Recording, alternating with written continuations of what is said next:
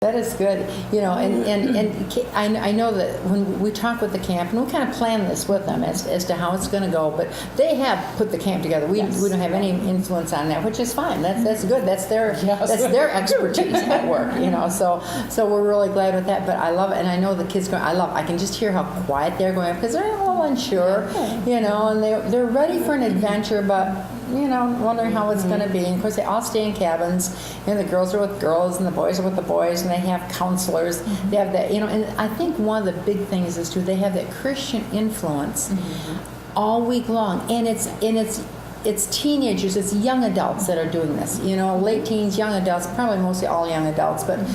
And I know, do you have some? I know you got some favorite stories of what went on at camp from the kids. So, tell me one of the stories because I know when they come home, we always take them to McDonald's, right? Yeah. Stop at McDonald's. It's kind of like you're decompressing. You're getting they're going back to normal life, right? And they just had this wonderful, exciting week at camp, and if they have supper and you feed them food and that's kind of where you talk to more about how did it go for you and what did you like and what were some of the responses? Well, the kids loved swimming. That was the majority, the swimming. Did they have the blob? The blob. Oh, yeah, they loved the blob. They really bonded with their counselors and their cabin mates. They exchanged phone numbers. And I had a family that sent... they had 2 different age groups of kids. Okay. So when they came to drop off their younger son for the last week, they said, yeah, one of the campers, they met her at camp or at our house right now. They called up, they're hanging out. Isn't that fun? Oh, how good for the kids, too. Yes. Get good Christian friends, and they are staying tight. That's good. Oh, I like that. I like that a lot. And I know they like the blob. Yeah. For those of you, some of our listeners might not know what the blob is, and I have seen it, and I can see why kids would really like it. It's a water sport, and it's this big floating, looks like a, I don't know, a big floating thing. Oh yeah, like a big. But one kid sits on the edge, and somebody jumps up high, and as they jump, it bounces the kid on the edge off into the water. Yeah. And so they're never sure when that's going to come. When they're going to get put in the water, and it's very safe. Of course they have lifeguards everywhere, but it's a safe thing. But I love it. In some ways, I'd rather see them doing that than some of the other real activities where kids get kind of wild in the water sometimes. Right. I know that's one, and I know they do a lot of games with the kids, but they have serious times too. They do. And I know campfire at night is one of them. They gather around a campfire, and that's a little more serious, and Bible lessons and talking about, the challenges that kids face in life and in growing up, and I like the thing because they're going to be conquerors. They're going to conquer this the sin issue only through Jesus Christ. But they know that their help comes from the Lord, and that they can conquer the negative things in life and become that. And of course, they all stay in cabins for their own age group. It is a beautiful campus up there.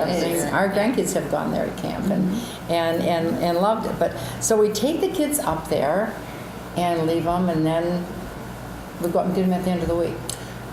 And I visit throughout the week. I was waiting for you to tell us that. Yep. So talk about that a little bit. I go up and I play with the kids. The first week I went up, I had the older boys doing the ropes course. Oh, my land. Of course, these 14-year-old boys try to get up there the most difficult way. They all climb the rope, and then they do it, and they encourage each other, and it's such a great time. And I got to see the kids playing a game they love playing up there called Gaga with a ball. Swimming.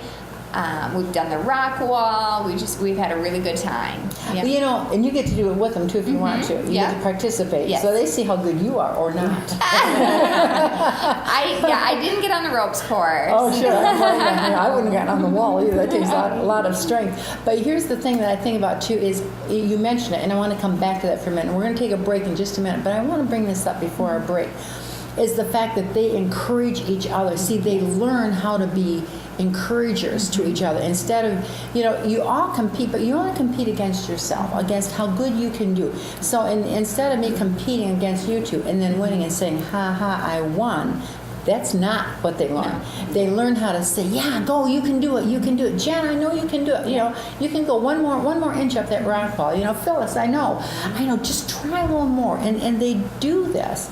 But see, that's a lesson, a life lesson that's going to stay with them for life. And they're taught that through the counselors, and they teach it to all the kids. So all the kids are doing it, you know. And so they that's one of the things, just one of the many things they learn. But they learn how to be an encourager, and to care about other people and their success, even while they want to succeed. That's a huge lesson. They'll take that lesson back to school this fall with them. Yes. You know, and when they see friends struggling with something, they're going to say, I know you can do it. Try one more time. You know, and they're also going to be able to say to themselves, okay, I'm going to try one more time. I didn't do it this time, but, you know, if I do this math problem one more time, because it translates into so much of life. You know, it's not just climbing the rock wall, it's life. So the life lessons they learn, they will stay with them, because you get a whole week with these kids, 24 hours a day. It does impact them. I know we're up to break time already. So this is your time to go get a glass of water or a cup of coffee or whatever, and take a quick break, and we'll be right back. I'm going to tell you a little bit more about camp and about hope for next year. So we'll be right back.